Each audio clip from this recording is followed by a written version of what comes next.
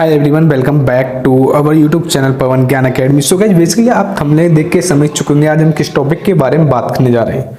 तो आज हम जो बात करने जा रहे हैं वो बात करने जा रहे हैं Allahabad university LLB entrance exam previous year question paper के जो भी इंपॉर्टेंट क्वेश्चन है आपके जनरल अवेयरनेस के, जो बार बार रिपीटेड होते हैं, उन क्वेश्चनों के बारे में बात करेंगे। एंड जो भी स्टूडेंट 2024 एंड 2025 के एंट्रेंस एग्जाम LLB AU, चाहे इलाहाबाद यूनिवर्सिटी के AU एंड VHU LU आदि मतलब एंट्रेंस एग्जाम की प्रिपरेशन कर रहे हैं, तो ये वीडियो उनके सभी स्टूडेंट के लिए मोस्ट इंपॉर्टेंट है। क्योंकि जो भी इसमें जितने भी मैं आपको 50 क्वेश्चन कराऊंगा, सारे 50 क्वेश्चन जो भी हैं सारे के सारे मोस्ट इंपॉर्टेंट क्वेश्चन है जो बार बार रिपीटेड आपके LLB एंट्रेंस एग्जाम में होते हैं। एंड अगर आप लोग नए हैं इस यूट्यूब चैनल पर तो सबसे पहले हमारे यूट्यूब चैनल जो सब्सक्राइब कर लें, जिससे कि आपको LLB एंट्रेंस एग्जाम रिलेटेड और भी वीडियोज आपको नोटिफिकेशन मिलती रहे।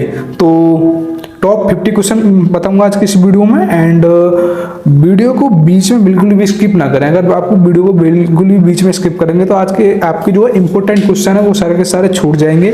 एंड करते हैं विदाउट वेस्टिंग टाइम आज की इस वीडियो को क्लास को स्टार्ट। सो जितने भी क्वेश्चन हैं सारे के सारे आपको मैं बता दूं, ज़्यादातर जो आपके general awareness, legal aptitude, reasoning and legal aptitude आदि से रिलेटेड आपके LLB एंट्रेंस एग्जाम में क्वेश्चन आते हैं। तो आपको इसमें जो डिस्कस करूंगा वो general awareness and current affair related question बात करूंगा 50 क्वेश्चनों के बारे में। एंड जैसे कि क्वेश्चन नंबर 101 में पूछा, हम थोड़ा सा इसको जूम कर लें क्योंकि जो आपको क्लियर दिखाई दे। एंड क्वेश्चन नंबर 101 में पूछा है कि हड़प्पा के लोग मुख्य पूजा करते थे। तो ये जो आपका क्वेश्चन है ये एशियंट हिस्ट्री का क्वेश्चन है।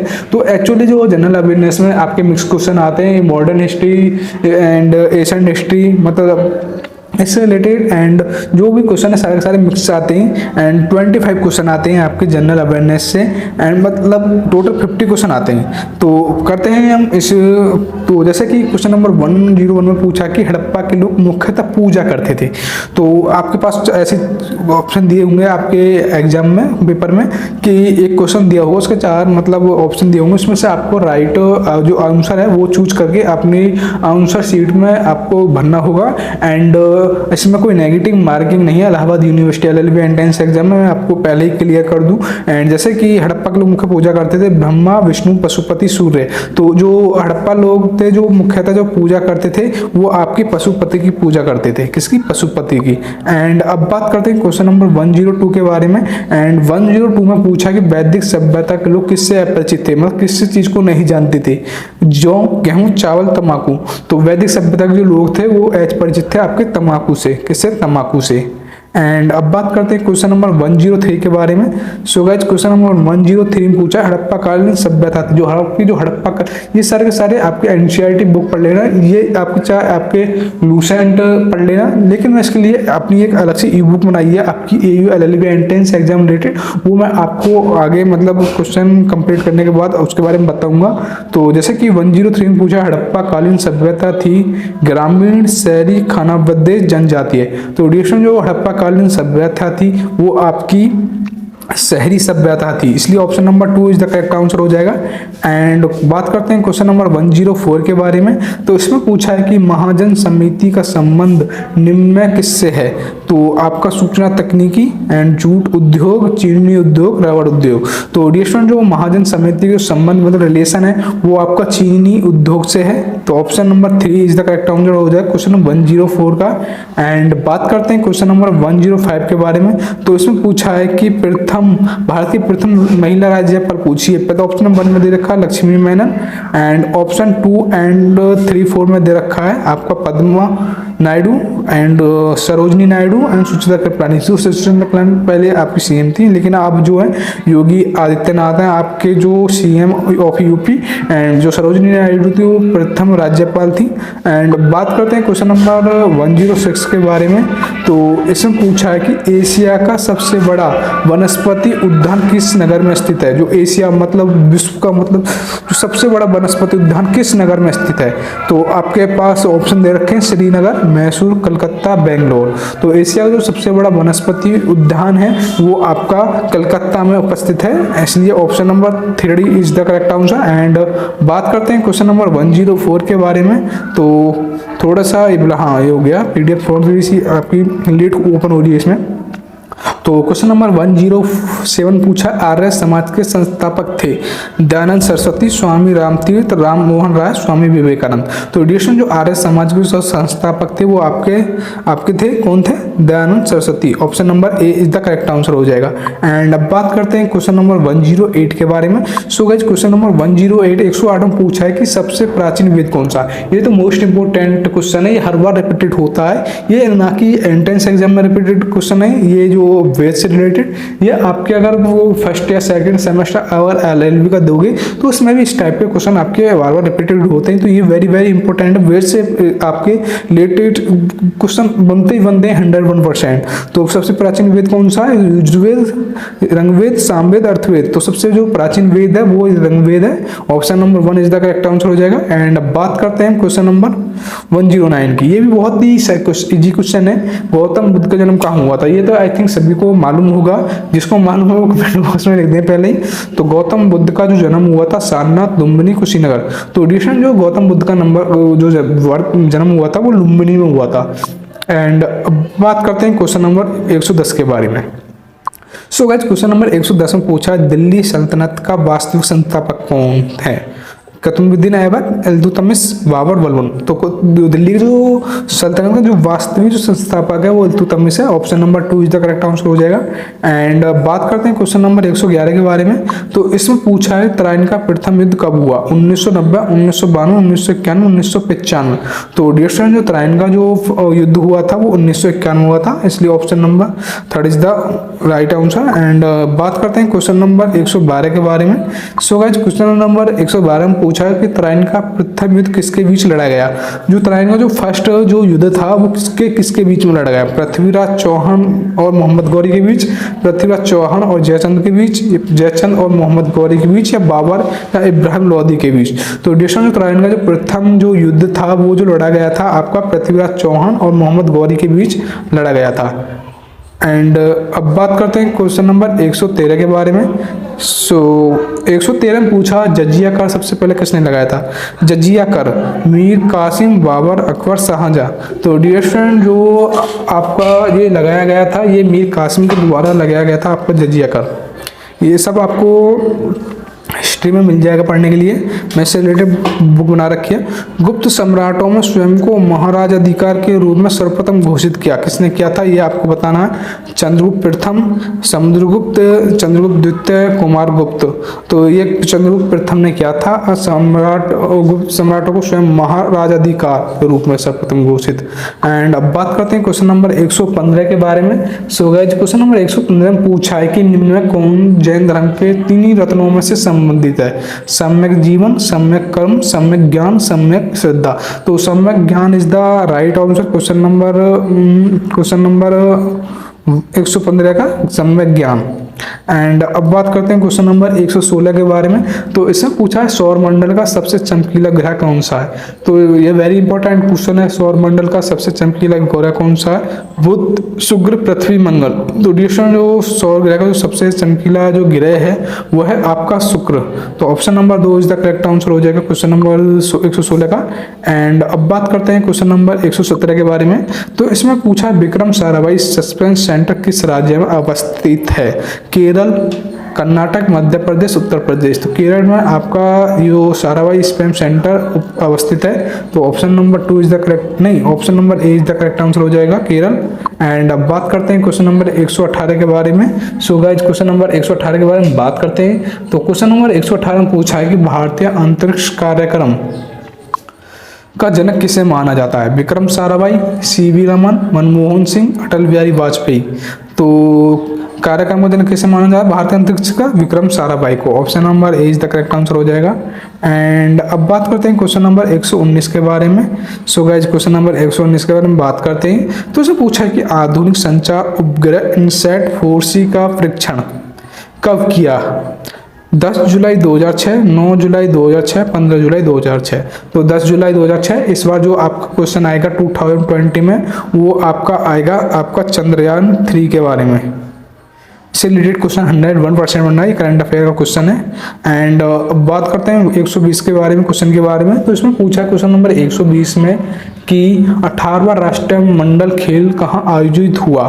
मेलवान, दिल्ली, नेपाल, ढाका। तो मेलवान में आपका जो 18वां, ये आई थिंक ये रीजनिंग क्वेश्चन है, ये प्रीवियस ईयर क्वेश्चन में उठा लिए मैंने। एंड क्वेश्चन नंबर 121 में पूछा है कि वाटर पोलो में प्रत्यक्ष पक्ष में खिलाड़ियों की संख्या कितनी है। वाटर पोलो प्रत्यक्ष पक्ष में खिलाड़ियों की संख्या कितनी है। तो वो स्पोर्ट्स से रिलेटेड आपके क्वेश्चन बनते हैं। तो 7 खिलाड़ी होते हैं, 11 क्रिकेट में होते हैं। एंड अब बात करते हैं क्वेश्चन नंबर आपके 122 के बारे में। ज्ञानपीठ पुरस्कार किसने किया था। जो ज्ञानपीठ पुरस्कार का प्रारंभ किसने किया था। आपका जवाहरलाल नेहरू, महात्मा गांधी, गिरीश कर्नाड, शांति प्रसाद जैन। तो शांति प्रसाद जैन ने आपका ज्ञानपीठ पुरस्कार का जो वो किया था प्रारंभ। एंड अब बात करते हैं क्वेश्चन नंबर 123 के बारे में। सो गाइज, अब क्वेश्चन नंबर 123 में पूछा है कि हाल ही में समाप्त हुए राष्ट्रमंडल के खेलों में भारत में कितने स्वर्ण पदक जीते। तो ये भी ओल्ड है आपका जो उसका करंट अफेयर का। वैसे मैं इसमें बता दूं उसका राइट 3 से आप अब का कर सकते हैं। एंड क्वेश्चन नंबर 124 में पूछा है कि संयुक्त राष्ट्र दिवस कब मनाया जाता है। 25 मई, 10 मार्च, 24 अक्टूबर, 22 जनवरी। तो 24 अक्टूबर को संयुक्त राष्ट्र दिवस मनाया जाता है। एंड बात करते हैं क्वेश्चन नंबर 125 के बारे में। तो 125 के बारे में बात करते हैं। इसमें पूछा है कि इन्वायरमेंटल जूरिस्प्रूडेंस नामक पुस्तक किसने लिखी थी। तो ये लिखी थी आपकी अशोक देसाई ने। किसने। अशोक देसाई ने। सुंदरलाल, मेनका गांधी, मनमोहन सिंह ने नहीं, अशोक देसाई ने। एंड अब बात करते हैं क्वेश्चन नंबर 126 के बारे में। तो 126 में पूछा है कि प्रसिद्ध वृंदावन गार्डन कहाँ अवस्थित है। तो ये पेंजोर में है आपका प्रसिद्ध वृंदावन गार्डन।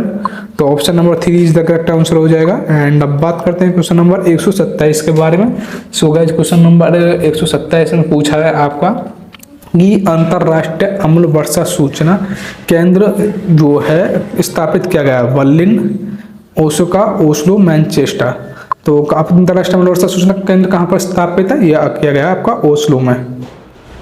तो ये भी आपका करंट अफेयर का क्वेश्चन है। एंड अब बात करते हैं क्वेश्चन नंबर 128 के बारे में। तो इसे पूछा है कि निम्नलिखित में से राज्यों के किस युग्म को लोकसभा में सीटें प्राप्त हैं। पंजाब तथा असम, गुजरात तथा राजस्थान, मध्य प्रदेश तथा तमिलनाडु, आंध्र प्रदेश तथा पश्चिम बंगाल। तो आंध्र प्रदेश तथा Paschim Bengal is the right answer. And अब बात करते हैं क्वेश्चन नंबर 129 के बारे में। तो 129 ने पूछा है डियर स्टूडेंट कि केशव भारती का संबंध निम्न से किससे है। तो उसने कार्यपालिका का आदेश को दरकिनार कर दिया। संविधान के मूल विशेषताओं से संबंधित, संघीय सरकार, या नन ऑफ दिस, इनमें से कोई नहीं। तो राइट आंसर इज द आपका संविधान के मूल विशेषताओं से संबंधित, option number B is the correct answer. And अब बात करते हैं क्वेश्चन नंबर 130 के बारे में। तो भारत में चिश्ता सूफी मत को स्थापित किया है। ख्वाजा मुरुद्दीन, शेख अहमद सरहिंद, नवाजुद्दीन औलिया। तो ये क्या है, Khwaja Muinuddin. Option number 2 is the correct answer हो जाएगा। बाद में चिश्तिया सूफी मत का स्थापित। एंड अब बात करते हैं 131 के बारे में। तो इसमें पूछा है कि निम्नलिखित देशों में कौन सा संघाई 5 का सदस्य नहीं है। चीन, रूस, कजाकिस्तान, वियतनाम। तो वियतनाम नहीं है, ये तो 4 जो ऑप्शन है ये नहीं है, वियतनाम। एंड अब बात करते हैं क्वेश्चन नंबर, हम थोड़ा सा जूम आउट कर लेते हैं इसमें।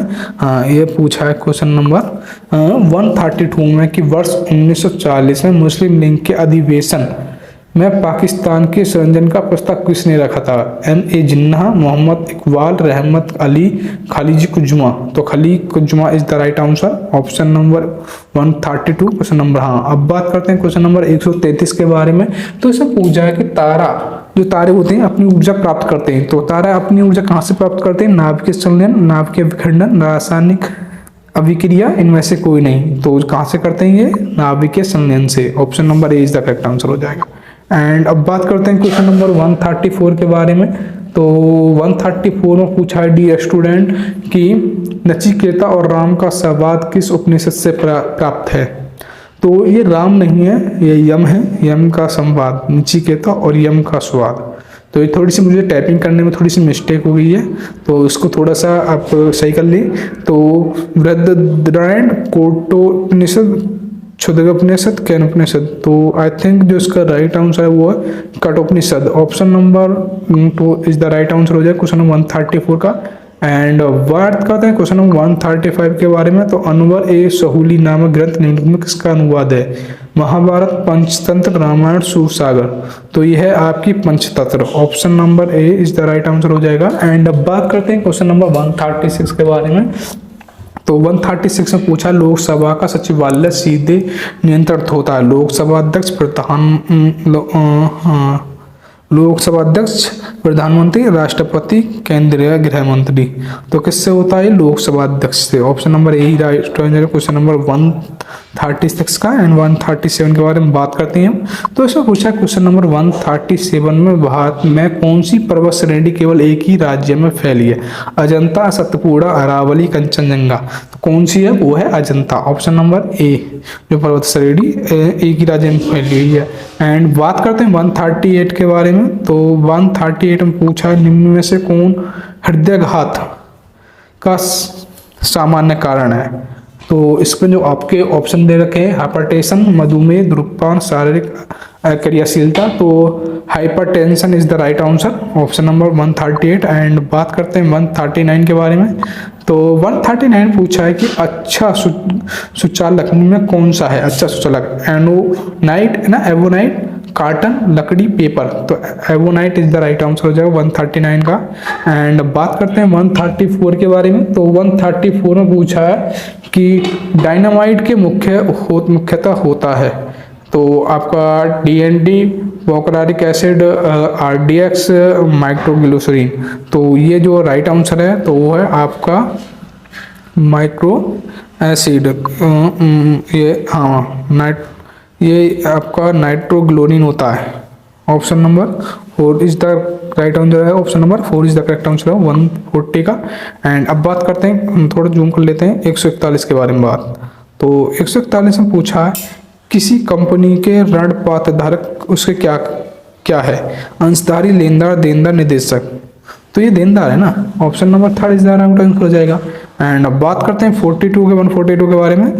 तो इसमें पूछा है कि सबसे छोटी जीवित कोशिका है जीवाणु, माइक्रोप्लाज्मा, ब्रैंड मोल्ड या विषाणु। तो जीवाणु इज द राइट आंसर हो जाएगा 142 का। एंड अब बात करते हैं 143 के बारे में।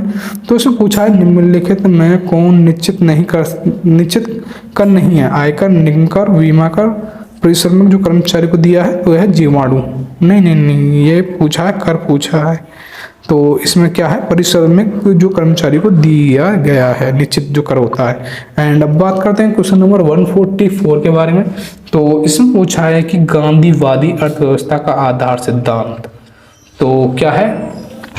राज्य का नियंत्रण, प्रतियोगिता, ट्रस्टीशिप एंड ग्रामीण सहयोग। तो राइट आंसर हो जाएगा आपका trusteeship. Option number 3 is the right answer question number 144।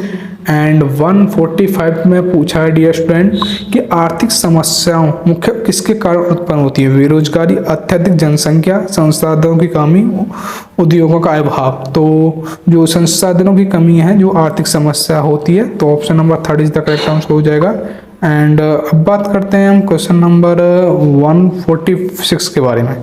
तो डियर 146 में पूछा है आपका कि निम्नलिखित में से कौन सा ही राज्य ब्रिटेन द्वारा अधिकृत नहीं किया गया? सिंह, अवयव, ग्वालियर, सतारा। तो राइट आंसर है आपका ग्वालियर। एंड अब बात करते हैं क्वेश्चन नंबर थोड़ा सा आउट कर लेते हैं, हाँ थोड़ा सा क्यों जो क्वेश्चन पूरा आपको दिख जाए। तो इसमें पूछा है डियर स्टूडेंट भारतवर्ष को तलवार के बल पर जीता गया था और तलवार के बल पर उसे ब्रिटिश कब्जे में रखा जाएगा।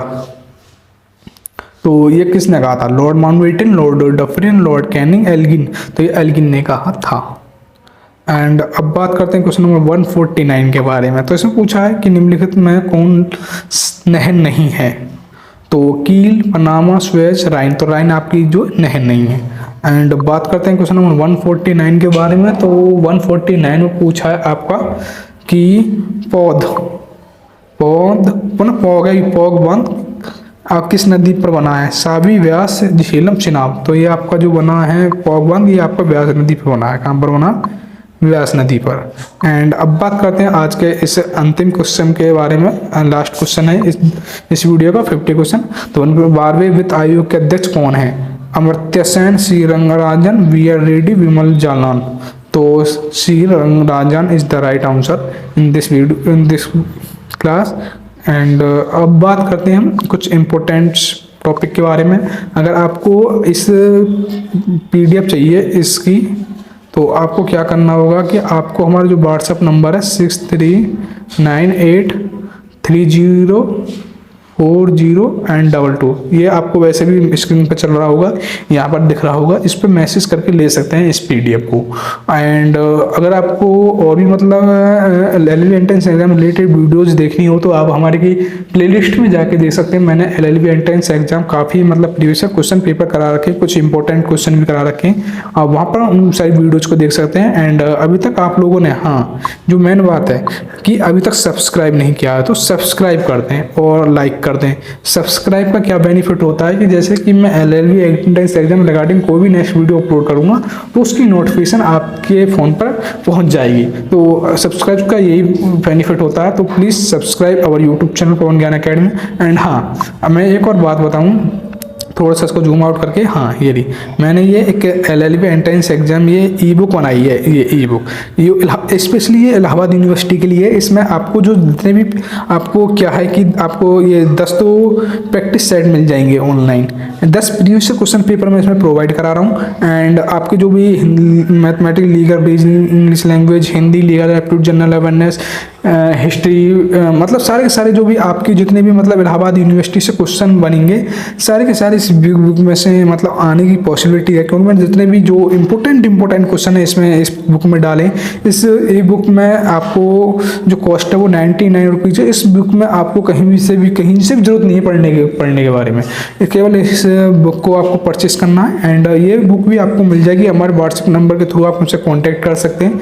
जो हमारा आपका एक्सचेंज चल रहा है 6398304022, इस बुक को ले भी सकते हैं। अगर आपको LLB entrance exam Allahabad university का वास्तव में क्लियर करना है, आपको इलाहाबाद यूनिवर्सिटी के लिए स्पेशल कोई बुक आपको कहीं भी नहीं मिलेगी, ना ही आपको फिर जैसे क्वेश्चन पेपर मिलेंगे आपके कहीं भी। क्योंकि जो Allahabad university LLB entrance exam जो अपना प्रोवाइड मतलब कराती है, तो वो क्या करती है कि जो अपना एग्जाम जो पेपर देती है वो स्टूडेंट से करवाने के तुरंत बाद ले लेती है। तो इसलिए आपको प्रीवियस क्वेश्चन पेपर तो कहीं मिलेंगे ही नहीं। तो मेरा जो कहने का तात्पर्य है कि अगर आप वास्तव में करना चाहते हैं इलाहाबाद यूनिवर्सिटी के 2024 के लिए स्पेशल मैंने ये बुक बनाई है, तो आप उसको परचेस कर सकते हैं। ई बुक के फॉर्मेट में आपको प्रोवाइड कर दी जाएगी। एंड हाँ, इससे अलग मैं आपको 20 प्रैक्टिस सेट और इसी बुक में आपको इंक्लूड करा दूंगा, जिससे कि आपकी जो प्रैक्टिस है वो अलग से मतलब परफेक्ट हो जाए। एंड हाँ, लास्ट में जो करंट अफेयर होते हैं आपके नेशनल इंटरनेशनल जो भी आपके एग्जाम में पूछे जाएंगे, वो भी मैं इसकी अलग से PDF आपको प्रोवाइड करा दूंगा। क्योंकि आपके लास्ट 6 मंथ के आपके बिजली करंट अफेयर पूछे जाते हैं इलाहाबाद यूनिवर्सिटी, वो मैं आपको